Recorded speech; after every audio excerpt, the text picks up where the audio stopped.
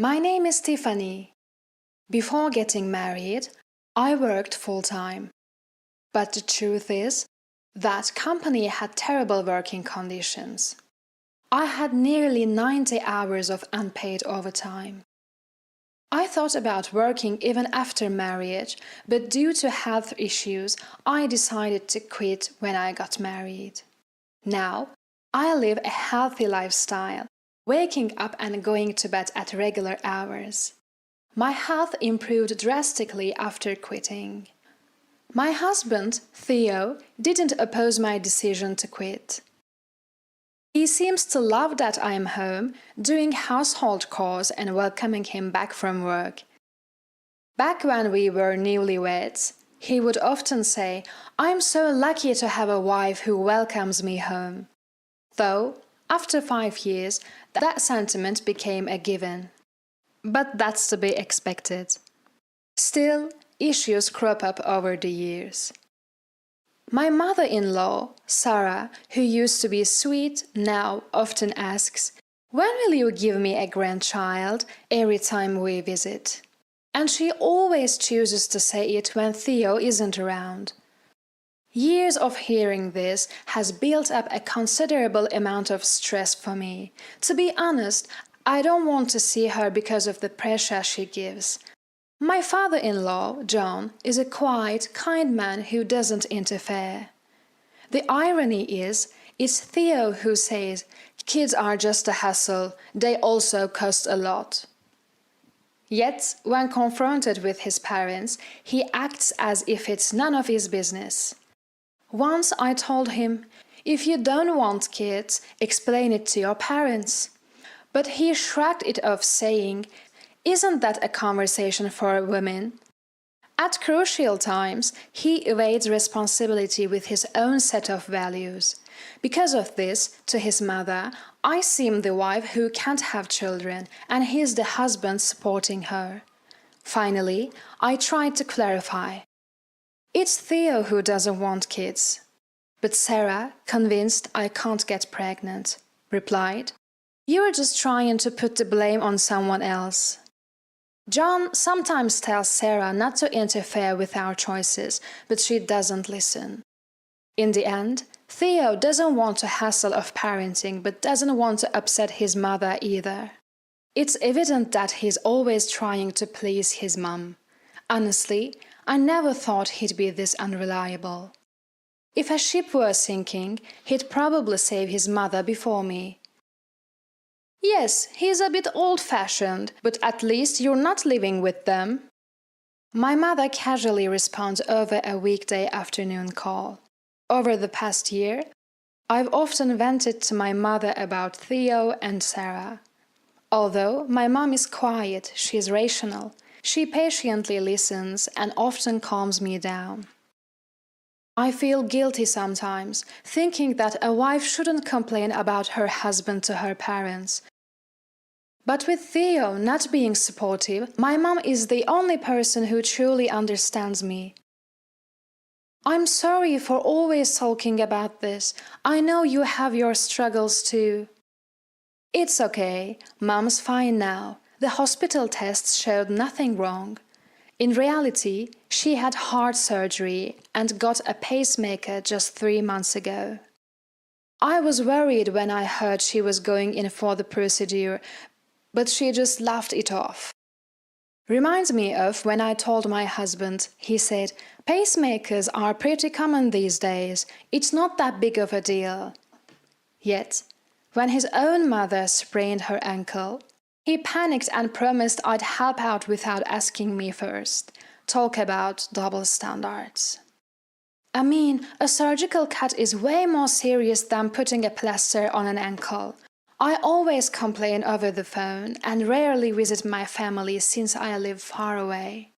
I haven't been the best daughter to my parents, but this time I plan to surprise my mom on her birthday with a trip in collaboration with my dad. "I'm home. Dinner's ready."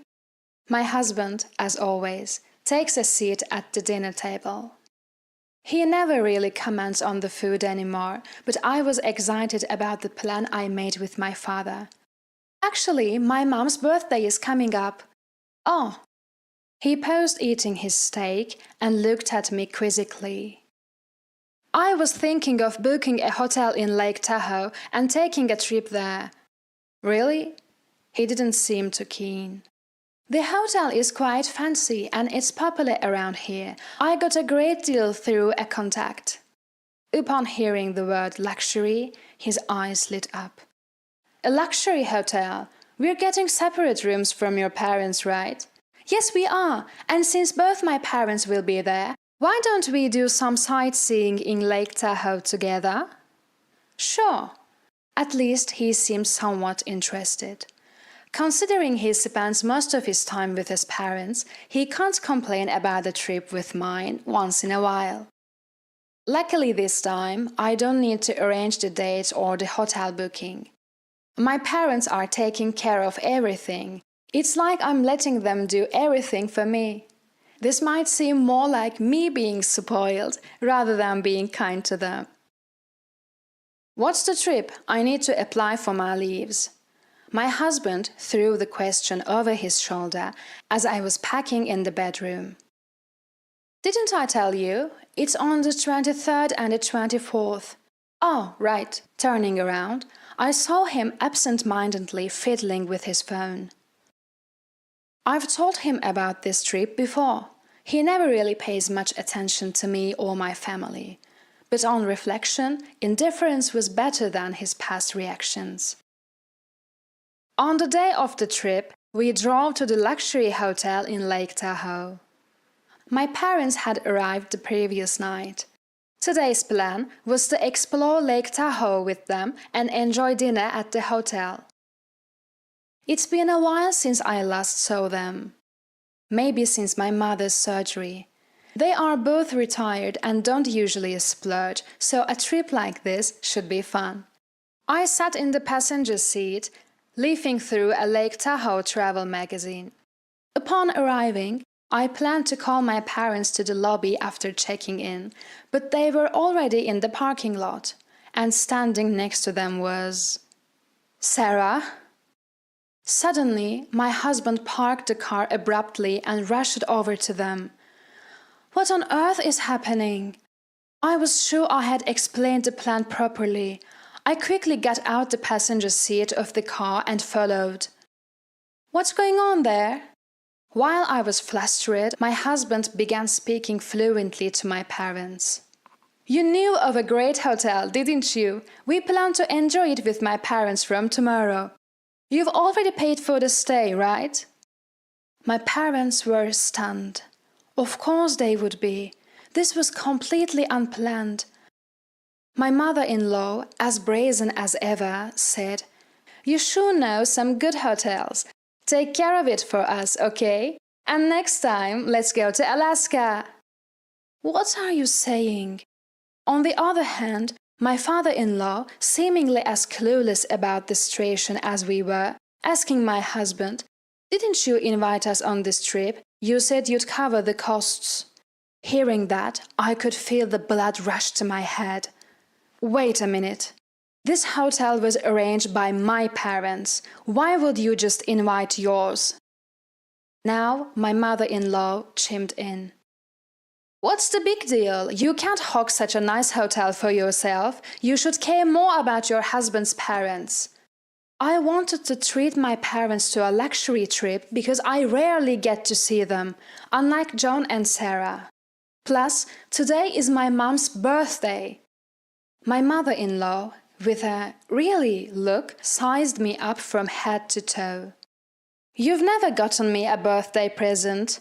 Such blatant favoritism. What? I raised my voice in disbelief. You did send Sarah her favorite flowers recently, didn't you? That was from your son. Stop taking credit for other people's gestures. I looked at my husband, who was avoiding my gaze. He never showed any interest in giving gifts. Since our marriage, I've been the one choosing and giving gifts. So you kept silent about the gift for Sarah. Looking into my husband's eyes, he said something unthinkable. Look, I'm using your money to buy them. It's the same as if I picked and bought them myself. He seemed genuinely annoyed. Generally, after marriage, my parents should be the priority. Send your parents home. What? That's right. From now on, it's quality time for our son and us. My mother-in-law interjected without missing a beat. I was deeply hurt. I never imagined he felt this way. Where did the kind man I married disappear to? Then a robust man in a suit approached us quickly. Is there a problem? Before he could finish, my mother-in-law began speaking at lightning speed. We want these people gone. We'll use their remaining nights. I'm sorry, but we can't do that. Why not? She snapped. They have already paid, and we have them booked until the day after tomorrow. In her fury, she pointed at me. She is my son's wife. What belongs to my son's wife and her parents is practically ours. My husband just nodded. Seeing that scene, all my pent-up feelings felt like they exploded. The man apologized and said they couldn't do that, but she replied, "First of all, you are letting such poor-looking people stay here. Won't it ruin the hotel's reputation?" My husband started blaming me along. I decided to approach my husband's back and tell him the truth. You know, this place is my father's family home. What? My husband and mother-in-law stared at me with wide eyes. The man in the suit is my father's younger brother, which means he is my uncle. My uncle started speaking in a firm yet humble tone. My brother and I have a big age difference. Back then, our parents were busy with their hotel business. He took care of me like a parent. Everything I have now is because of him. Hearing this, my father became emotional and whispered, When I heard you were staying here, I was truly happy, thinking I could finally repay his kindness. But you, thinking you could stay for free just because it's your son's wife's family? Oh!"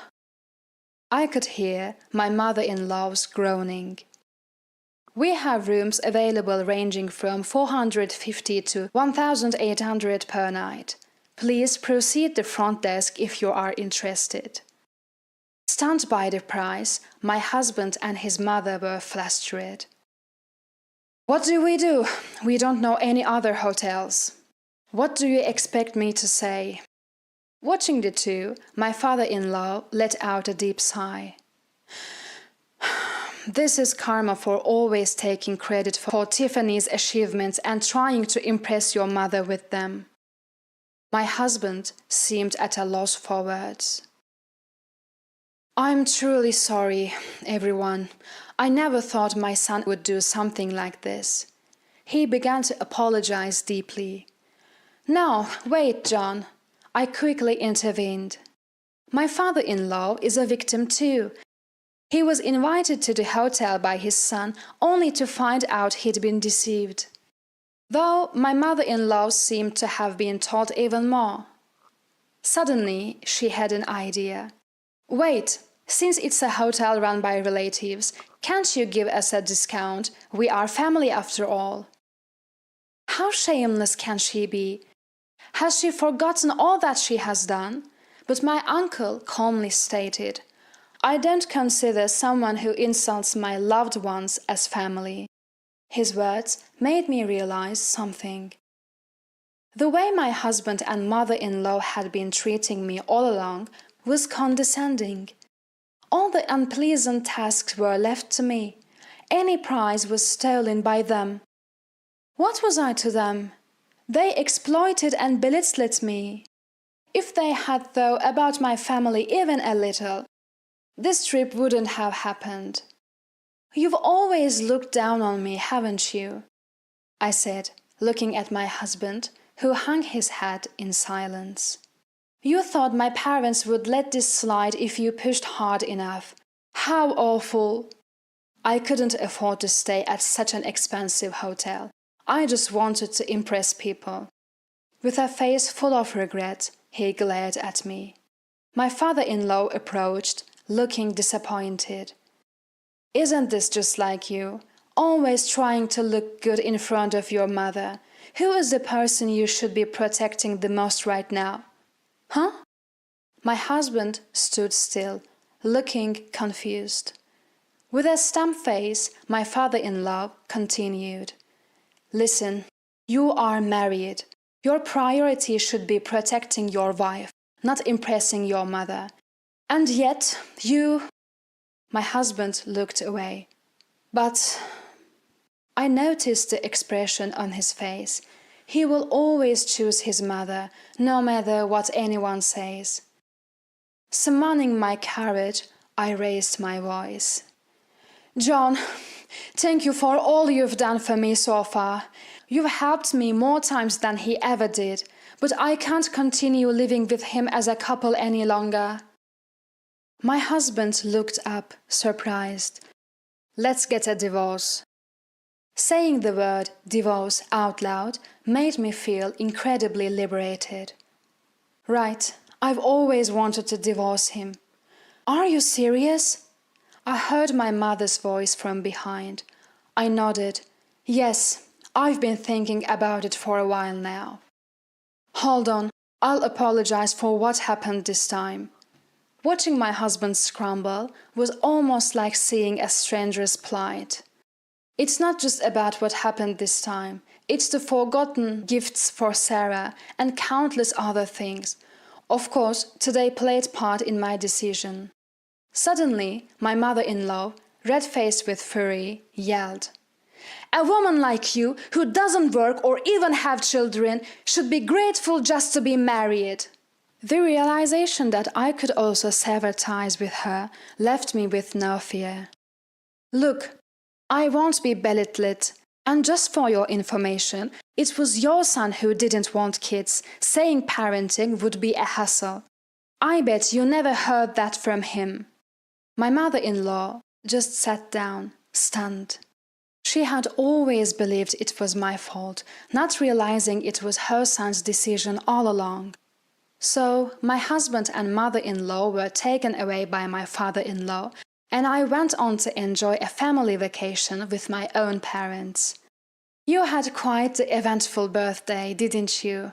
"I'm sorry." My mum, with her usual cheerful tone, "As long as you are happy, that's all that matters. But who knew he was that awful? I should have visited earlier to see how things were." "No, it's okay. I've been in that life for so long.